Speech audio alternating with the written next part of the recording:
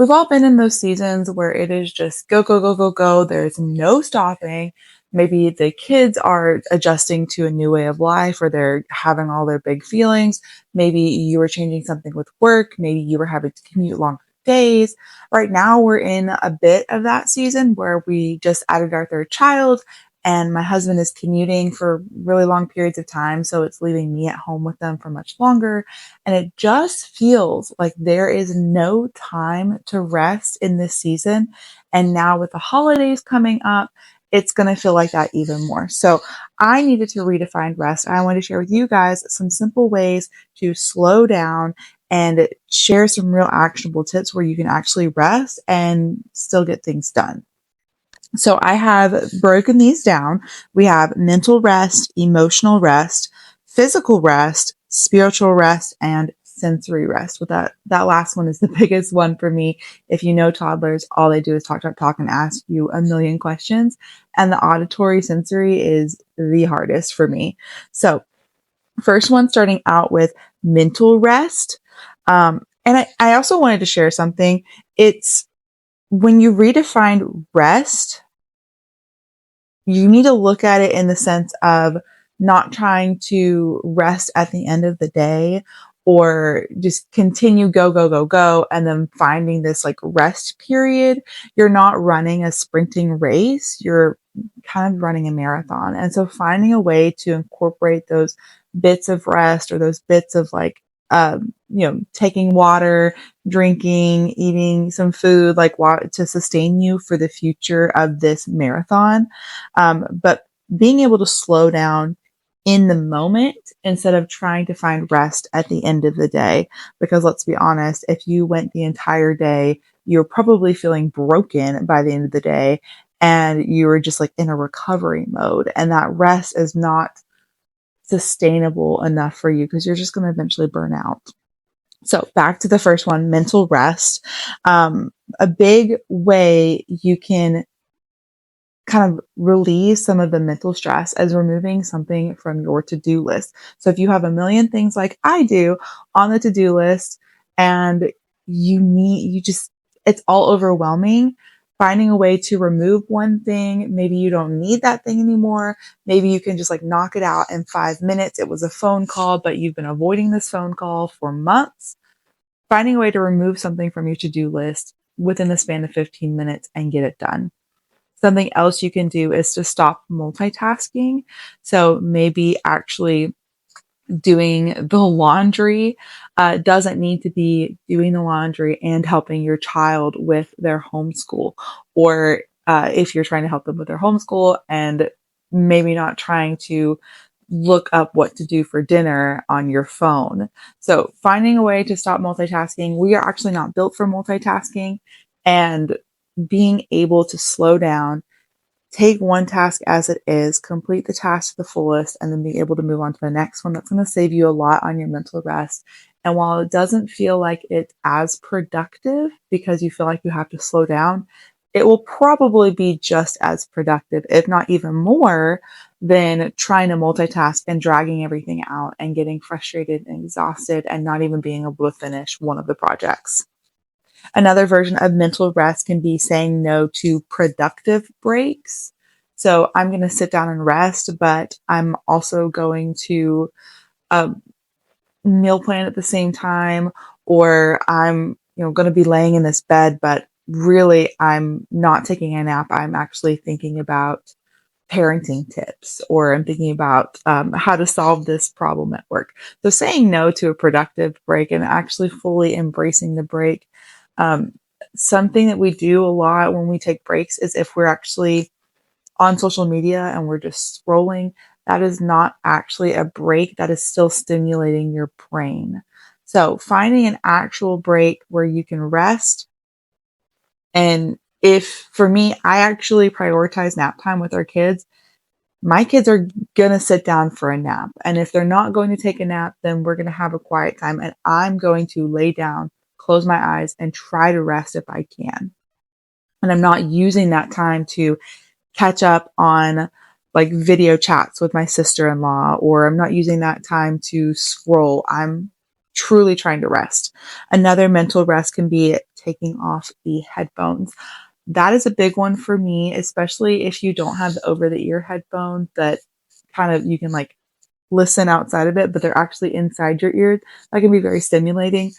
But trying to listen to a podcast or to an audiobook and then having someone in the background meeting you, trying to talk to you, trying to ask you questions, it's not, it's just hard. It's hard mentally. So those are my versions of mental rest. Another one can be when you're looking at emotional rest. So if you're feeling high anxiety, if you're feeling more depression, finding a way to rest in your emotions. So one big one, especially if you've got toddlers, is pausing before you react. I'm calling myself out here because I did not do that today. I reacted very, very quickly, just high emotions. I'm ready to react. But pausing before you react and actually seeing what's going on. So are your kids screaming at each other, maybe because they're hungry and it's dinner time or you haven't given them a snack today? Can we turn this into a lesson? Do we just need to separate them? But reacting immediately is probably the worst thing you can do for everyone because it's going to make them upset. It's going to make you upset. Everybody's going to be in all sorts of chaos. And I need to remember that myself, pausing before you react. Another one is laughing at something small. When is the last time you laughed? I don't think I've laughed today. I need to find something small to laugh at today. Even if it's just like making up something silly myself. I try to do little silly things as a mom to get my kids to laugh.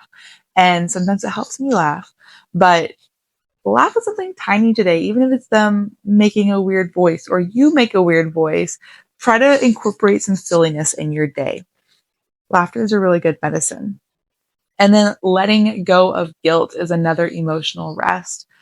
I do want to caveat this with guilt is not the same as conviction. If you're feeling convicted because you feel like you're on your phone all the time, or you're ignoring your kids, or you are reacting all the time, that's something that you need to take up with God and try to figure out how to address that, or maybe improve yourself. Maybe it is taking out your headphones. But if you are throwing guilt on yourself because you're not doing the entire to-do list that you said that you were going to do today, or you feel like you're not getting everything done, but you're still working all day, that is unnecessary guilt. And finding a way to let go of that is a big one. I have to tell myself that too. Physical rest, I'm actually dealing with that a lot this season because after having our third kid, I'm having to go to physical therapy. There's a lot of stuff going on with me and it's pretty painful. And I'm finding out that I can't stand and clean and cook and do all the physical things that I used to be able to do before I got pregnant. So I need to actually have physical rest. A way I can get that is to sit down when the kids are playing or in between my chores. I'm going to also lay on the floor with them. There are games that you can play with your kids where you're laying on the floor. I like to play massage mommy. So my 2-year-old is like trying to, beating on my back, and they're so little it doesn't hurt or anything. You could play tattoo parlor and let them draw on your back with actual washable markers or without washable markers. Now, a really cool thing is if you have tattoos that are just black tattoos, giving them washable markers and they can color your arm. That might be bold, but that could be a fun way to rest physically and let your kids still have fun with you. Another physical rest is a simplified dinner. I'm really, really having to do that. And it's actually making me feel bad because I love cooking for my family and I love making all of the different ingredients. But instead of taking spaghetti, for example, we haven't had spaghetti in a long time because I like to make the noodles. I like to make the French bread and put like even roast the garlic cloves, which is like something I don't normally do, but I did that one time and I really loved it. But just like do all the parts of the dinner making the meatballs, making the pasta sauce. That is what, a 2-hour process. I cannot be standing for 2 hours in the kitchen. Now, I used to be able to stand and cook and clean at the same time. So I'm like doing two things at once. I can't do that. I can't. So I'm having to simplify dinners. Maybe I'm buying the meatballs. Maybe when I make the meatballs, I'm making enough for 2 batches so I don't have to use the next batch. I'm still making the pasta from scratch because that is not very hard. You're just like dumping pasta sauce or tomato sauce and different herbs in there. But I'm not doing the noodles by themselves. I'm also this week I had to buy all of our bread. Normally I bake our own bread, and I bought all the bread this week because I need to simplify something. And if that means I can't bake bread this week, that's okay because I cannot be standing up for that long. I'm trying to prioritize different things. Another one is to rest your body before cleaning. So for example, during nap time today, I wanted to knock out this YouTube video. I wanted to go get the cleaning things done that I needed to do. Um, Spiritually, I wanted to get all these things done that are on my list, but I knew that I needed an attitude change and I was exhausted. So I laid down and took a 15-minute nap before I tried to do anything. Did that mean that my 4-year-old woke up from his nap early or didn't even take a nap? Yes, that meant that. So now he's watching TV and I'm not letting myself feel guilty about that because we're trying to get a YouTube video out. But finding a way to rest before you clean, I believe there's 2 types of people. And I want to hear this from you in the comments. Are you the type of person that cleans everything, and once everything in the house is clean, you have now earned the chance to sit down and relax? Or are you in the second camp where you're going to rest first and clean later? Because I know my husband's in the second camp. We'll wake up on a Saturday morning and I'm ready to start cleaning, get everything done so I can have a restful Saturday afternoon. And he wants to have a restful morning. So we're in this like mix where I'm doing all the cleaning and then he starts cleaning at the end of the day. And I feel like I have to keep cleaning because he's still cleaning. So who are you? What type of person are you? Do you think you can change that? Would you want to change it? Do you want to be the type of person that rests before they clean and prioritizes how they clean? I want to know. Let me know in the comments. Moving on to spiritual rest. If you are a perfectionist and you like to sit down and do all the Bible study and have your highlighters and your pens, or even just be able to have 15, 20 minutes to just read and pray or look through things, and you can't do that because you've got little kids that wake up earlier than you and they're breathing in your face as you're trying to wake up in the morning. Maybe there's still a way that you can do your Bible study without doing all of it. Okay. Any time that you spend with God is a great time, but not being able to do the full reading a full chapter, listening to the podcast that summarizes it, or journaling about it, not being able to do all of that doesn't mean that you don't have to do anything. So if you can't do that and you still want to incorporate biblical time, you could instead read one verse instead of a full devotional. Now, knowing the context of the verse is important, but maybe meditating on that verse, or you could meditate on a worship song throughout the day. And then another thing is to thank God for something small as you are going throughout your day. So like right now, I'm very thankful that we have AC in our house. We've had a few times where our AC has gone out, and I'm so thankful that we had that right now. We don't have to worry about paying for a new AC component. My children, when we sit down to bless the food, we always start with thanking God for something.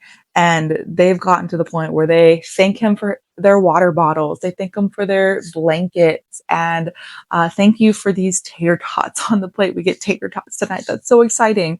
So thanking God for something small, no matter how small it is still good. And the last one, sensory rest. Step outside barefoot or on the carpet if it's too cold outside.